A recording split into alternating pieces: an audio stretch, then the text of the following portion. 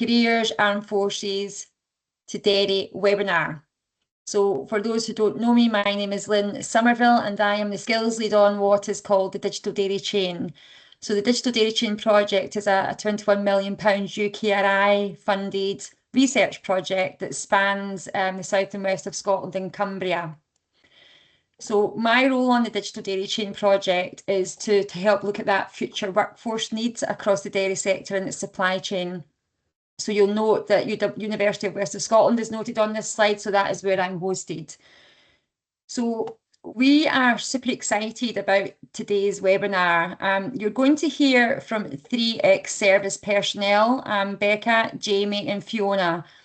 And what they're going to tell you about is in terms of what land-based careers can offer, and also how you can either be matched with a farm, and if you're here in an advisory capacity, how you can guide your caseload to consider a career in the dairy and or wider agricultural sectors. I'm sure many of you will be surprised to note that there's no current or recognised pathway for service personnel to join either the dairy sector or any of the other UK agricultural subsectors. And that is exactly what we aim to fix via this pilot. So you can see today's running order on the screen here. And again, we're going to have Q&A at the very end. So again, put any questions that you may have in the chat bar and we'll come to them later. So the partners noted on this slide are all working together in support of this Armed Forces to Dairy pilot and hopefully the rollout to the other agricultural subsectors post the dairy pilot. So we all the partners here see this as a vital piece of work, not only to support our armed forces personnel in learning about the many opportunities that are available within the dairy and wider agricultural subsectors, but for reasons pertaining to food security and to help our farmers who are struggling to recruit. Many farms across the UK are facing closure due to lack of suitably qualified staff, and this piece of work is, because of that, is more important now than it ever has been. So without further ado, I'm going to hand over to Becca, and Becca's going to give you an overview of her journey to date. And yeah, Becca, are you there? Hello. Super. I am. Just let me know when you want me to move the slides on, okie dokie, and it's over to you. That's okay. I think I can click them on myself here. Okay, perfect. Right, super. Thanks, Becca. Hi, so my name is Becca Brown. I was a warfare officer in the Navy from 2010 until 2020, and now I am a dairy farmer. So my journey, I spent 10 years in the Navy. I started off as an officer of the watch, driving the ship. I was then an ops officer, so writing the program well, I was very lucky actually. I got to go to the Falklands, the Caribbean and the Mediterranean while I was doing that. I then spent a bit of time shore-based as a training officer, and then having gone on PWO course, I changed my mind about the Navy entirely, and decided that I did want to leave. So my last post was as first lieutenant of a patrol ship. So I put my notice in and knew that I wanted to get into farming, but I had absolutely no idea how I was going to do that. I'd got a small amount of farming background in that when I was traveling before I joined the Navy, I worked on a dairy farm out in Australia, but that was about it really. I was just backpacking. So I found high ground, and I did the course down at Bicton College, which was ace. And the first afternoon we went down to the milking parlour, and then every morning after that I went down and did the morning milking with the herdsman there. He probably thought I was a bit strange, but I really enjoyed it. And at the end of that course though, I still couldn't really see the path. I couldn't see how I was going to then break from being in the Navy and to get into farming full time. From my perspective at that point, all I could see was there was going to be a pay cut. I didn't have an immediate pension when I was leaving. Where would I live? Because at that point I had a flat in Gosport, and little did I know there is actually quite a lot of dairy farms in Hampshire, but I didn't know that at the time. So Anna Baker Creswell, who at that point was running high ground, she was certainly a force. She gave me a good talking to, and told me to just set my sights on it and something would happen and I would get there. So that was September in 2019. I didn't really hear anything. I was still serving out my notice period. I then got extended, as happens. And when I finally left in April 2020, I went straight into the world of lockdown. So I was like, oh God, now what? And it was about that time that Anna put me in touch with Fiona from Ruralink. I did an insight day at the beginning of June. And then Fiona got in touch with me to get some feedback. And we got chatting, and she called me a few days later. I looked up the emails actually to see what the timeline was. And she had an opportunity for me to go and see about being a farm manager in Scotland. She sent me through the sheet on the job description on what it was, and I read through it, and I didn't know what grass measuring was. I didn't know what AI was. I didn't know how to start with breeding cows or KPIs, anything about back to scan, nothing at all. But she convinced me to just go for it anyway. And so I kept following it up. And I ended up going up to the farm for a week in August. It was fully paid for by CTP. So they did the travel, the accommodation. I spent the week milking, shadowing the farm owner, literally shadowing him, like running after him around the farm, because he went at 1,000,000 miles an hour. He kept dropping me off with different people to get a view of the farm, but what actually he was doing was getting the entire farm to interview me. And then he took me on a 50-mile bike ride at the end of that week. So it was fairly intense. But at the end of it, he offered me a job. So I was like, right, that's been a pretty intense week, but ended up with a job at the end of it. Now it was a pretty big pay cut. I started off on £30,000, but I did get a house, and I got all bills included and a farm car, which took a great weight off my mind, because I didn't know what I was going to do about accommodation. Where do you position yourself in the country, and how do you sort of balance that with not really knowing where you're going to be with farming? Well, farming's actually pretty good in and certainly dairy farming, in providing accommodation for their workers. Because of the early starts, they need to have workers who are local to the farm. So it's quite good to transition from the military and not have to immediately go looking for a house, looking for accommodation. It comes with that included most of the time. So I started on the farm in September 2020, and I left in September 2025, so 5 years. And the amount of knowledge that I gained in terms of dairy, grazing systems, personal development, professional development was insane. It was a learning curve the entire time. So I'm now doing farm management relief, and I feel confident to walk onto most grazing farms and be able to just walk in and take over if the owner's on holiday. And I'm using it to take some downtime whilst I look at an opportunity, or to find an opportunity to share farm and have some ownership of cows, and potentially one day have my own farm. That's the long-term aim.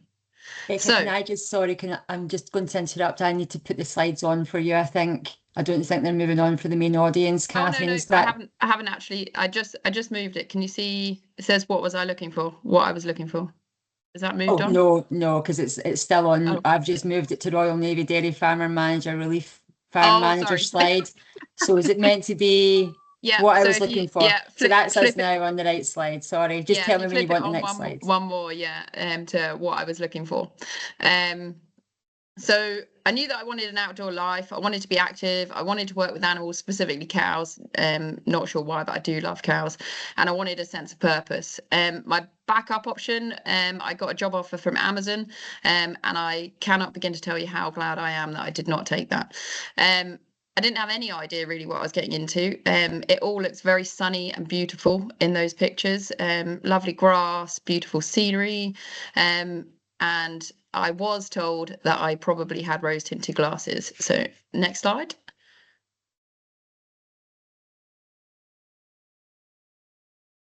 Next slide. I'm not sure if it's moving on for me or not. So the reality was dealing with the unexpected. So the day that we started calving in 2024, the roof blew off the calving shed. So I'd got calves hitting the ground, about 40 a day, and no shed to put them in. Rory was on a Caribbean cruise. He's the owner. So it was all down to me to fix. Another just fun incident in the day. We were carting in silage. It was due to rain the next day, so we had to get it done. And one of the tractor drivers managed to tip his trailer into the side of the woods. So all in all, there's a lot of problem solving that goes on. So it's not, the reality is it's not all rosy, it's not all great walking around outside in beautiful weather. So early starts, long hours, adverse weather, constant problem solving. And like I said, the learning curve is pretty huge. And for me, I think one of the biggest things was the psychological shift from being in the military to being on farm, because nobody wears a uniform, nobody wears their rank. You don't really know who anyone is when they first turn up, and it's really hard to know where you fit in that as well, especially when you're coming in as an inexperienced person in farming, but with a lot of experience of working with people. So it's quite hard, and don't underestimate the mental capacity that takes. Next slide. So it was more similar though than I thought. So as you can see here, the roof blew off, but we got the team in, and the teamwork makes the dream work, as they say, and it's exactly the same in farming. There's a lot of banter. The poor tractor driver who tipped his trailer off the road, I don't think he lived it down for a good year, but there's a good sense of community. And I actually think that my military experience really gave me credibility in the industry that I was going into. You do have to stand up and talk for yourself, but the same values really do apply. So I don't know how many people know the Navy C2 drill, but the drill part, discipline, respect, integrity, loyalty, and leadership, it directly transfers. So if you live by those values, then you'll be absolutely fine in farming. So to a typical day in farming, next slide. The typical day looks about like this. So you've got everything from calf rearer, administrator, weather forecaster, plumber, strategist, agronomist. But overall, you are the problem solver. So all of the problems of the farm as a farm manager come into you, and that can be someone rings you up and they're in their house and they've got a leak in their kitchen, so you've got to sort that out. And then someone else rings you and they've got a cow who is down in the field and they can't get her up, and you need to go and sort her out. You've got the tractor driver ringing you, asking you about what silage he's going to cut, or a spray man coming and asking you what rate of spray does he put on a field. So absolutely everything can go on, and there is no typical day. So if you like variety and you like practical problem solving and not getting bored, then agriculture is absolutely for you. And if you plan your week right, then you can spend the rainy days inside doing your accounting and your administration, and you can spend the nice days outside doing the farming work. But unfortunately, it doesn't ever seem to work like that.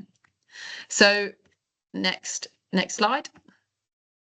So the practicalities of getting into it, and this was the part that hopefully the digital dairy chain can really help to solve, because once you're in the industry, it actually opens right up, and there's so much opportunity within the industry. And since leaving my first farm, I've had so many different offers to go and work for people that you're not really sure which one to pick. But when you're first there, before you've broken into the industry and you're trying to gain experience, it can feel like a very closed door.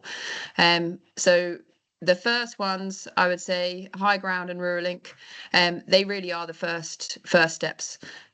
So jump into them, do the High Ground course. It's really good to show you just the variety that there is in the outdoor world.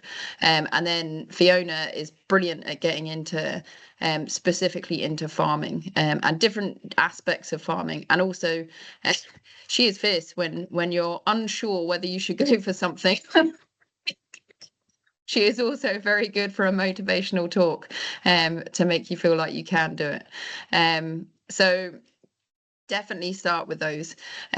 Start building up your network. The knowledge hubs that I've put down there, AHDB, the Scottish Dairy Hub, Farm Advisory Service. If you're female, there's Women in Dairy, Women in Agriculture, both of which are really friendly organisations, and you can start to get a really good insight into different aspects of the dairy industry, and just reading them as well and listening to podcasts.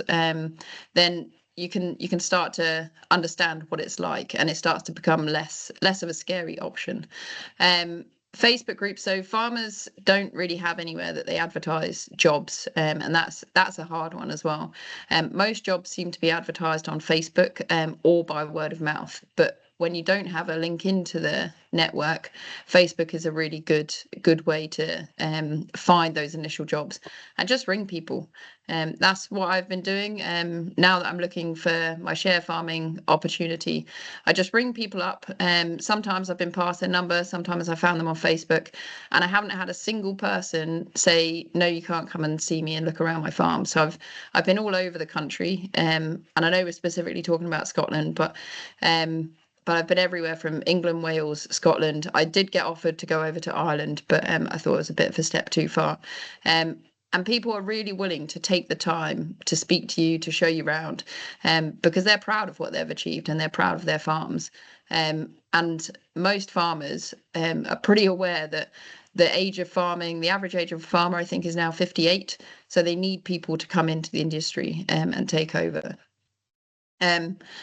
CPD, it is a constant theme. So you can see all the courses that I've done there, and it's everything from practical courses, so like the ATV and the artificial insemination, to leadership courses, entrepreneurs in dairying. There was a huge financial element in that, which was really helpful because it is different to being in the military and writing budgets and that. I'm doing a bookkeeping course now to improve on that, and just to add more strings to my bow, really. So what there isn't is a clearly marked path. So in the military, you know what your path is, and you know that the next job will be this, and then you'll move on to this job, and at this point you'll get promoted. There isn't that, and you have to make your own path. And you can operate at whatever level you want to. You can be a relief milker and just go in and you're just responsible for that milking, or you can push and be farm manager, and eventually start to own your own farm. So it's all about what you want to do, but it's all down to you as well. You have to take ownership of your own career. Next slide. So you just need someone slightly crazy to take a chance on you. And this person here is Rory Christie, and he is the person who took a chance on me, and gave me my first job and taught me more than I ever wanted to know about dairy. But he's very forward thinking, and yeah, he gave me the opportunity and then I had to use it. And that is him jumping off a post, because he is mad. If you can see that. So next slide should be the next step slide. You don't have to have it all figured out. I think that was a key point. I was trying to figure out my entire life before I left the Navy, which you don't need to. Take one step at a time. Reach out to as many people as you can, attend events, follow up on contacts. And whilst I didn't actually believe the push about networking, because you do get told a lot that everything is about networking, it really is key. And so get out there, speak to people, and tell them what you want to do, because the more people who know what you want to do, the more likely that is to happen. My email address is there, and I'm more than happy to take emails, and we can set up a phone call and answer any questions. So that's me. Thanks, Becca. Now we've got a film of Becca that we're going to play, so I hope you've not seen this already. And if you can't hear, please let me know in the chat.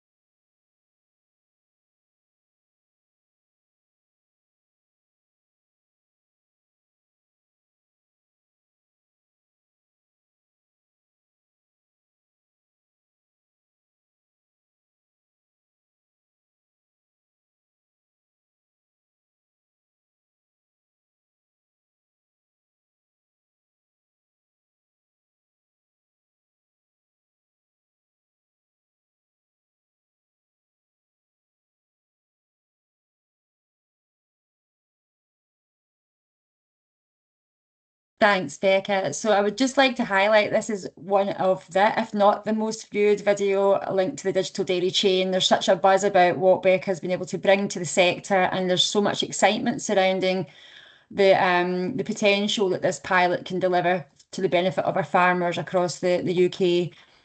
So without further ado, I'm going to welcome in Jamie Crisp, who's CEO of High Ground. Jamie, just let me know when you want me to pass the slides over. Yeah, I will do. Thank you. And hard act to follow, Becca. Thanks for that. So, hi everyone. I'm Jamie Crisp. I'm as has been said, the Chief Executive High Ground. My background: I spent 24 years in the army as an infantry, and I left in 2009. And a slightly different journey to Becca. So I had an inkling that I wanted to go into education when I left the services. I did a teaching degree and was very fortunate to gain employment with my local college in Cornwall, which was a very large college of 9 campuses, the Cornwall College Group. And I predominantly started my work at a land-based further educational college, Dutchy College. And I spent 14 years in education. That's where my love of all things land-based came from. And my career in education kind of finished with the last 7 years of me being the principal of Dutchy College. And I think some of the key highlights of that particular role were one, building a brand new dairy farm, future farm, state of the art dairy herd, fairly small in comparison. It was 280 head Holstein, but it was a pure research and development site. So we had the ability to micro herd. Slurry would be put into 4 different slurry containers, and you can then do a whole set of trials on feed and anything in between.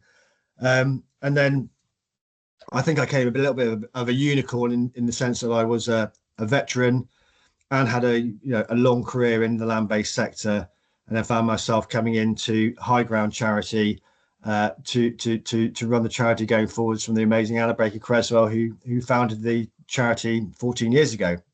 Next slide, please. So I'll just put that image up there. I know we're here to talk about all things dairy, but that's just a bit of a snapshot of land-based. There's probably 27 subsectors that sit within it, anything from horticulture to viticulture to arboriculture to heritage skills, obviously agriculture in terms of crop, dairy, beef, and anything else in between, and so on and so forth. Next slide. Really briefly, our mission, as it says there, is to improve the well-being and employment prospects of serving personnel, reservist veterans using the green environment. And we're also actually doing a piece at the moment to support spouses and partners within the military sector. Next slide. And just a quick whistle-stop tour, just in terms of what we do. Thank you very much, Becca, for your praise about our provision.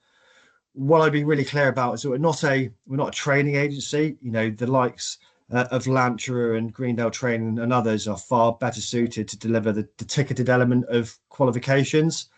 And we're certainly not a recruitment agency, but just to echo some of the points that Becca brought out, there's so many closed door opportunities that come through to us and to our alumni from landowners, estate managers, etc., about opportunities where they actually want to hire a service leaver or a veteran, for all the reasons why we're here today. We run rural weeks, and it's purely about information, advice, and guidance. We run them from a land-based college. We do it for many reasons, but ultimately because of their apprenticeship schemes, they have a huge, wide bandwidth of employers in their regions, and it gives us the ability to take beneficiaries out onto the ground, 4 to 5 visits per day, to really understand what the sector has to offer. And in particular, we're talking about dairy today. We also are behind the wire at the Defence Medical Rehabilitation Centre, where we deliver horticultural occupational therapy as part of patient rehabilitation. And ultimately, we are here, as it says at the bottom, to do career transitional support, work with our partners, signposting, networking, and referring where best, and mentoring for life if needed. Next slide. Some of this is going to be echoing the points that Becca was bringing out, and clearly as a charity, a military charity, we are advocating to organisations, businesses, employers, the skill sets that service personnel bring. And it's not necessarily about the translation of qualifications you might have. I think it's far deeper than that, as per this slide here. It's about those intrinsic soft skills that benefit all. And I highlighted a couple, the top one, and again, this is kind of reaffirming some of the things that Becca was saying. I think people who have never had a touch point with a service leaver or veteran, they don't really understand that throughout their career, they're having to retrade probably 12 months, maybe 18 months, but every 12 months to 18 months, they are learning a new skill, learning a new activity, training on new pieces of equipment. And what that brings is this ability to pick up things really, really quickly. So taking a risk on a veteran is not really a risk, because if you understood the premise behind it, you could just put them in front of a bit of equipment and they will pick it up exceptionally quickly. Grafting, hard workers, that ethics, what we see and why the industries within land-based are struggling, it's an aging demographic, but also it's hard. And I think employers want to have somebody who's going to turn up on any given day with the right frame of mind, with the ability to do whatever is thrown in front of them and do it really, really well, no matter what's thrown at them. And clearly, whether you're Army, Navy, or Air Force, you spend a whole amount of time in really tough conditions, cold, wet, hot, whatever it might be, and it's part of your DNA. That whole piece around problem solving, driving off road, pushing yourself out of your comfort zone, engineering, digital skills, even more so now. The services of today are very, very digitally on top of things in terms of digital and analog, etc. And again, are able to bring aspects into agri-tech or the development of agri-tech that's never been seen before. Sorry, next slide, please.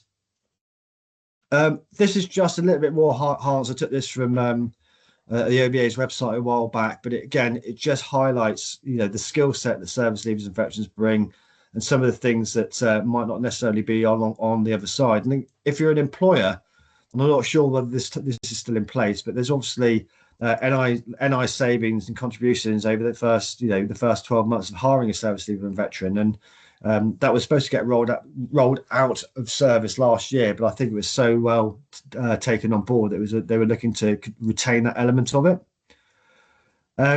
Next slide.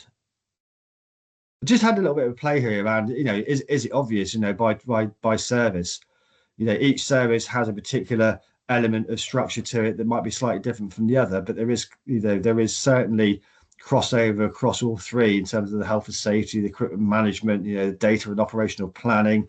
The leadership is absolutely clear. And I think the other thing that I would highlight actually is when service leavers come to interviews or veterans come to interviews, they talk passionately about that team working element.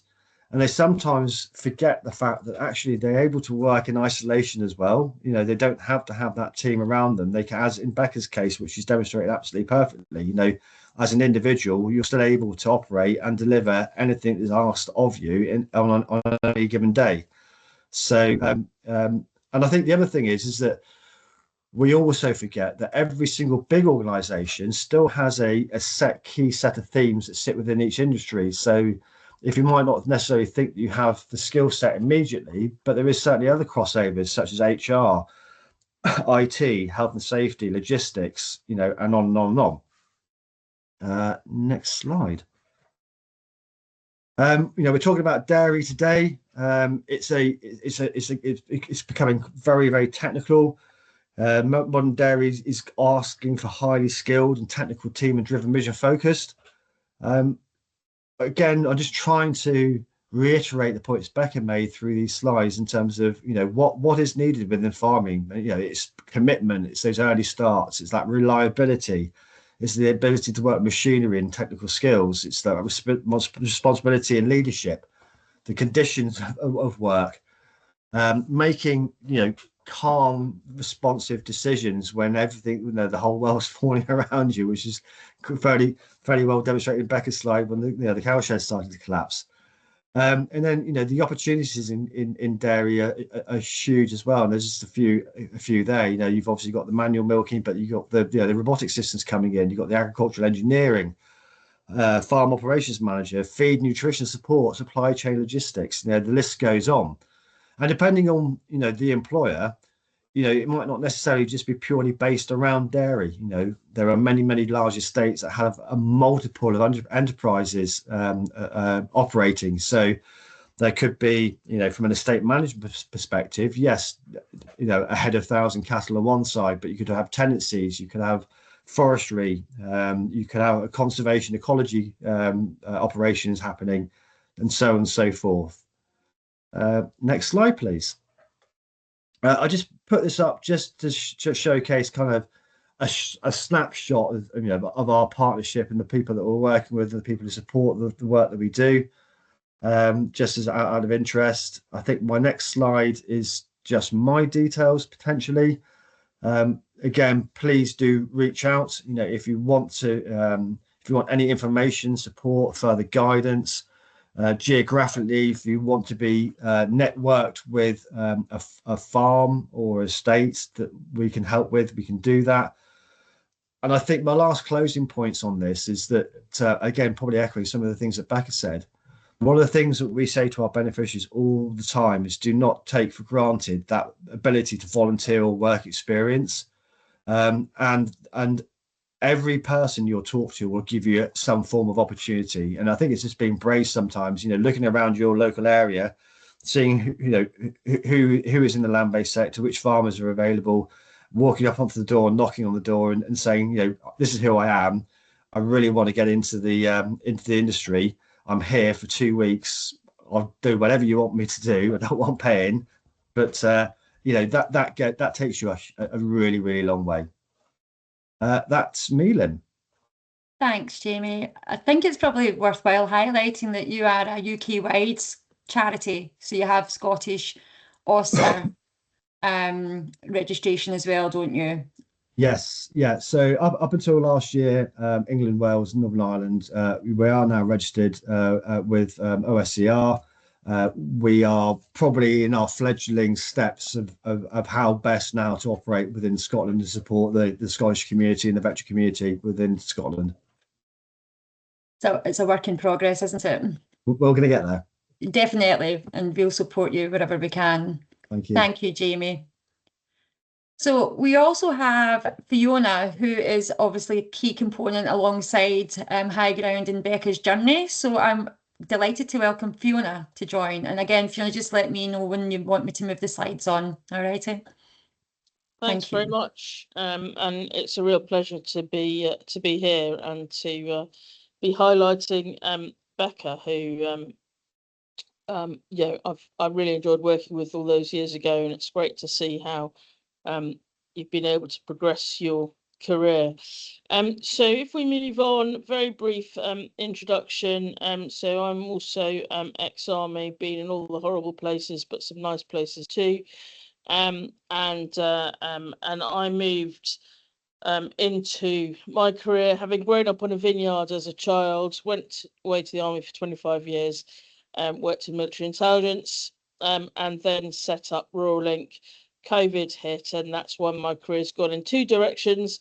So I still run Ruralink. I also do some university lecturing, and I'm also chair of a sixth form college. So I've got a view across education and agriculture.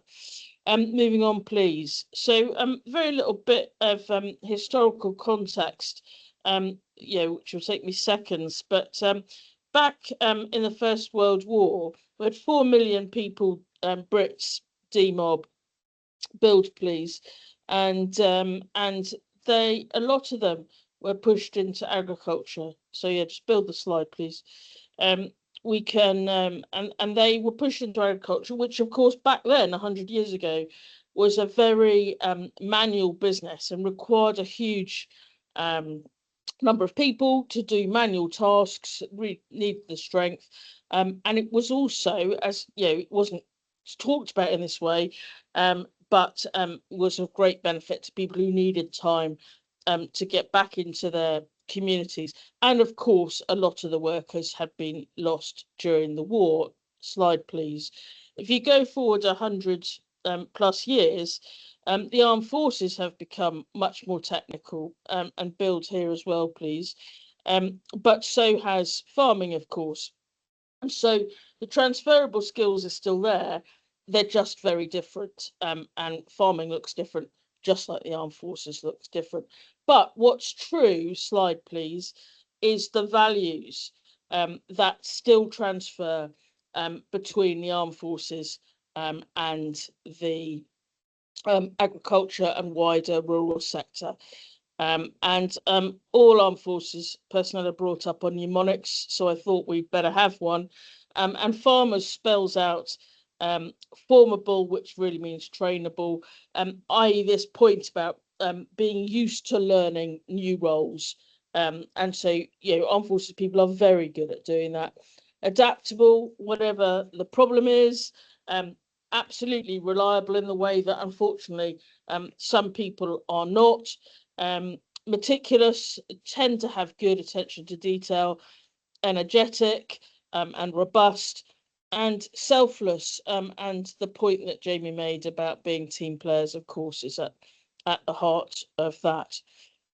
So that's a general value set and the context that I think we're operating in. And if we then go forward a slide and look at Becca, and sorry about this historical one, but you did send it to me years ago, Becca, when you were newly at Dairy Farm. And what I did with Becca's case, if we go forward another slide, please, is look at her individual transferable skills from that second in command of a ship, and what those particular skills were. And the excerpt on the left is from Becca's LinkedIn page about 5 years ago. And the right is what I did to that to say these are the transferable skills that apply in this particular case to this particular individual. Senior management, planning, training, managing money, health and safety, risk advisor, responsible for compliance, contractor management, logistics and supply, and then physical and IT security policy. And all of those things are useful skills. And as we've said, sometimes some service leavers need a little bit of help of translating those, or need them pointing out, or need a little bit of language. And that's where having someone, associated with High Ground or CTP or myself can help with translating that. And the way I like to look at it, if we go on to the slide, please, is to fit that transition into 3 phases. And I'm going to use this slide and the next one to talk about it from the perspective of candidates. And then the next one after this, we'll talk about the same progression from the perspective of businesses. So we talk about a pathway for candidates where they go through 3 phases. At the career seeker point, where they have no idea what they want to do, they're just either coming to the end of their, for lack of a better word, contracted period in the armed forces, or they've decided for family or other reasons that they are going to give notice, or they have given notice and have going to serve that year, and then they're going to be needing employment elsewhere. They're career seeker. And what an individual should be doing in that phase is doing these things that are listed there, attending insight days in all sorts of different places, but not for too long, just an insight day or an event to just get a flavour for the industry, really.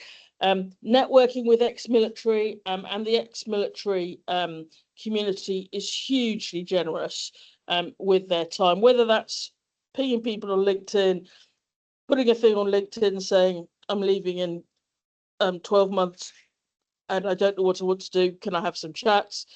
Having coffee with people, all of that is really valuable. And you're still positioning yourself at that stage as a service leaver, still very much a military person. Start to follow things that start to be of interest and conduct some sort of resettlement estimate. Perhaps get some coaching and so on. And then we get into this phase, which I think is where we're talking about now, is the career developer phase, where people perhaps have identified that they want to go into farming. They may even have identified that they want to go into dairy, but they're not quite sure. And that's where they need to be doing targeted work experience. They need to network into the sector and build beyond that military network.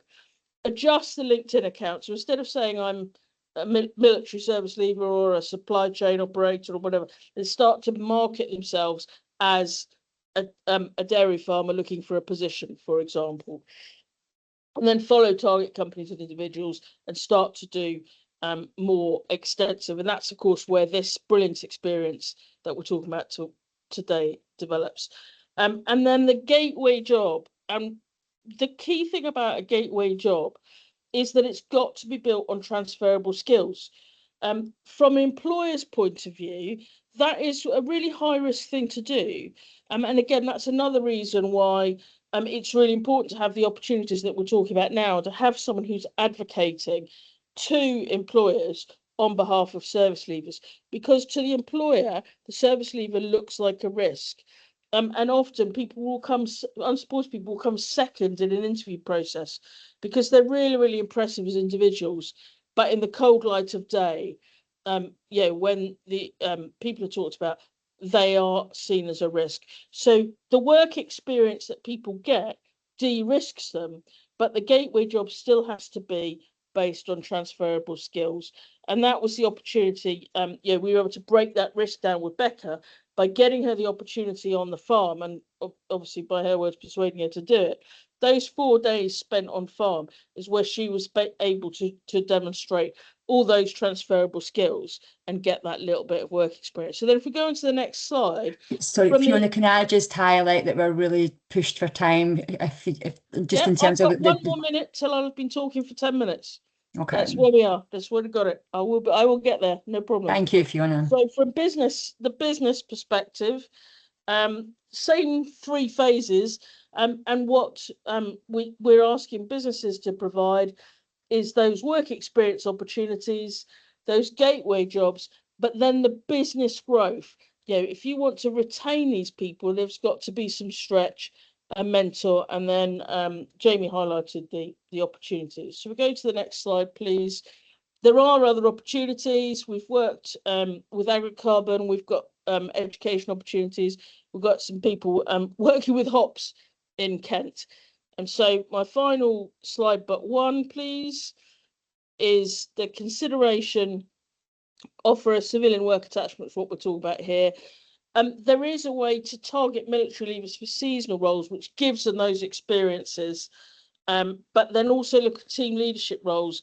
We've worked with employers where people have no experience in the particular sector, but they can do the team leadership and then get that experience. So my final slide to finish on is here. Yes, veterans could be that business hero. And there we are, plenty of time for questions. There you go. Thank you, Fiona, and sorry to have interrupted you there. Just aware that we need to do a Q&A. And I mean, just to wrap up on the 3 presentations, there's fantastic examples there of Becca having had that 1 or so weeks worth of work experience, and look at what it's translated to now. The salary expectations within the sector are really high. If you get into that senior management position, you're looking at £90,000 plus in some examples, dependent on the farm or the organisation you're working with. So there's lots of opportunity there to grow. Just before we get into the Q&A, there's one question that I see in the actual chat, but please put your hand up if you would like to ask a question of Becca, Jamie or Fiona. We are trying to, on the back of today's webinar, match up those service personnel or ex-service personnel who would like to gain that pivotal work experience. So we have host farms and we are just looking for potential candidates. So if it's not you, it's potentially your caseload that you're dealing with. We will be looking for you to potentially help us with that today. So shall we just jump to the question? I know that Kate has left, but maybe what we can do, Catherine, is ask the question of Becca, and then we can send Kate the answer to this question. So Becca, one for you. Presumably you are tied to the farm for weeks and months at a time without the ability to step away for a breather. How do you protect your own well-being under those circumstances? So I mean, it is there are still working directives, obviously. I was quite a long way from family, but you just have to work with the owner. I mean, all of my team were on a 5-day working week by the time I left. When I started, they were on they would work for 12 days and then have 2 off. And over the 5 years, I managed to change that because it wasn't sustainable. And farming is actually going much more that way. It was, I would definitely say in the 5 years since I've been in it, there has been a huge shift in mentality about the working week and what is sustainable and what is not sustainable. You do still get some farms advertising jobs that are 12 days on, 2 days off, but actually it's becoming more normal for to have 1 day off 1 week and then have the weekend off, every other weekend off. So it is, you can make it work, but it's also quite flexible because you're working where you're living. So if you need to nip off to go to the opticians or something like that, then it's flexible around you. So it's much more of a way of life as opposed to having a job that's 9 to 5 and then doing your bits outside. So, and the well-being piece, I mean, I was working in the most beautiful place in the country, so that definitely helped on the bad days. For sure. And I mean, there's programs like Farm Strong and other interventions, aren't there, across the agricultural kind of value chain that come in and help persons that are on farm that are maybe struggling with their mental health or other well-being situations. And you end up being sort of like a DO to farm staff as well. But yeah, I do. It's what you make it, and you can make your own time off as much as you want to be working as well. Yeah. Yes, you have that balance. Is there any questions from anyone else?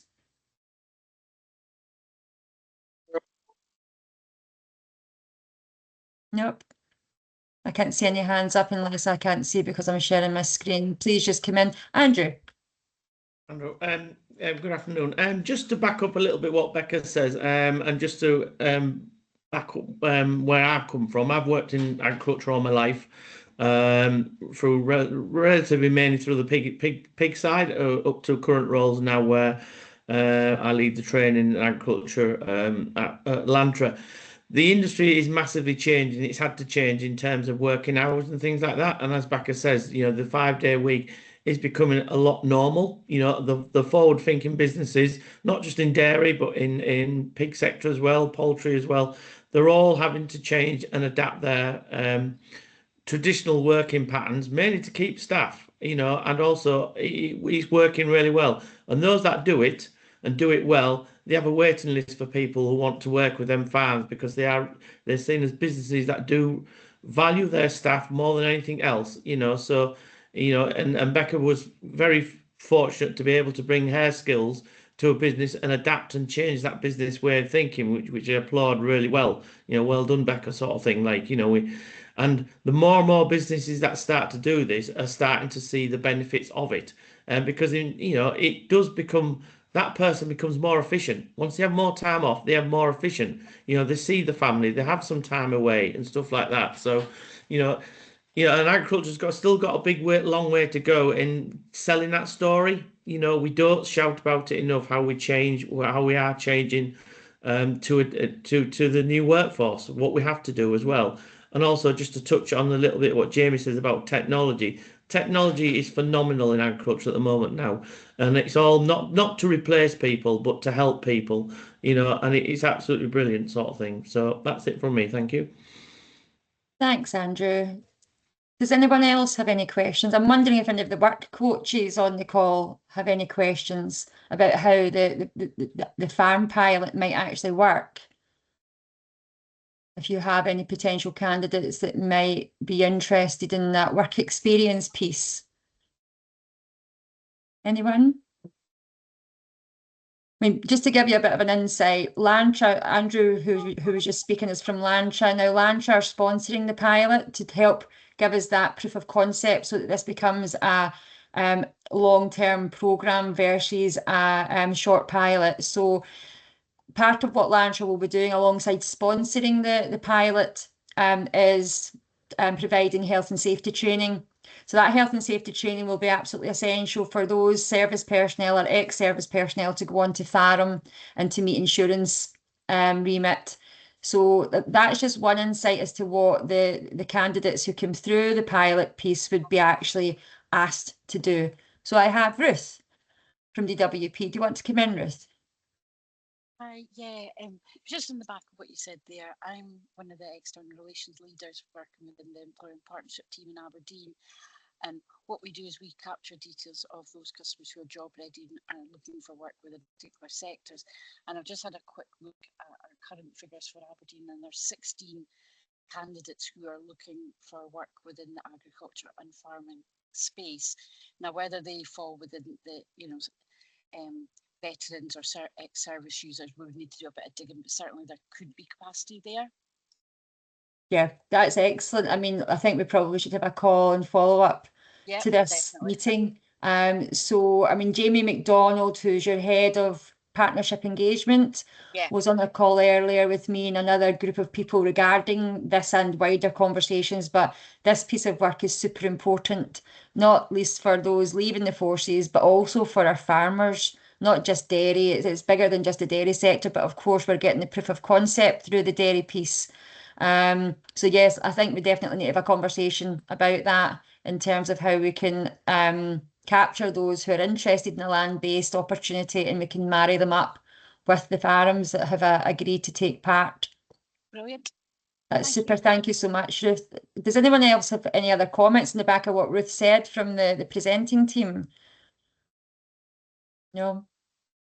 Hi, I've got my hand up. Can I just come in quickly? Sorry, I didn't. That's I do okay. apologise. Sorry. Come on in.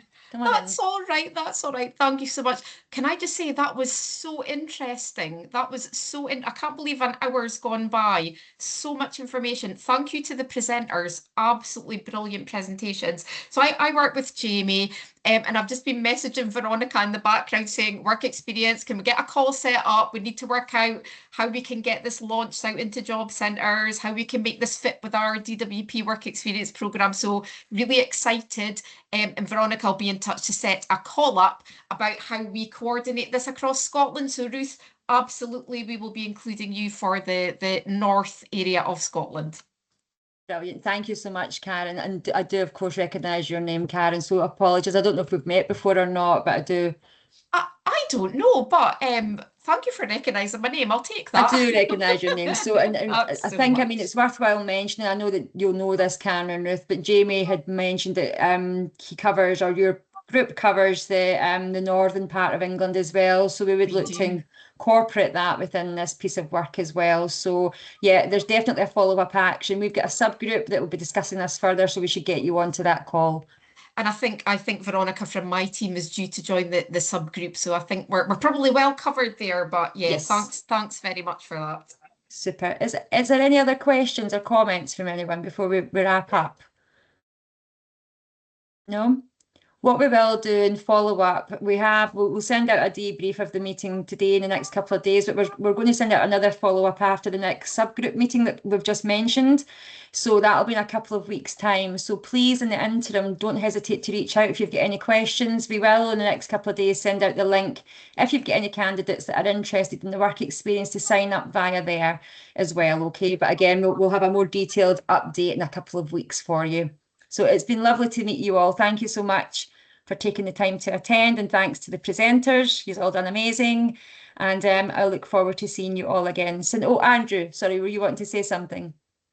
Sorry, no, pressing the wrong button. I was going to put some happy clans up. Sorry, guilty as charged sort of thing, but well done, well done. No worries. All right, thanks everyone. It's really good to see everybody. Have a good day. Thank you. Take care. Thank you. Bye. Thanks. Bye. Thank you. Bye bye.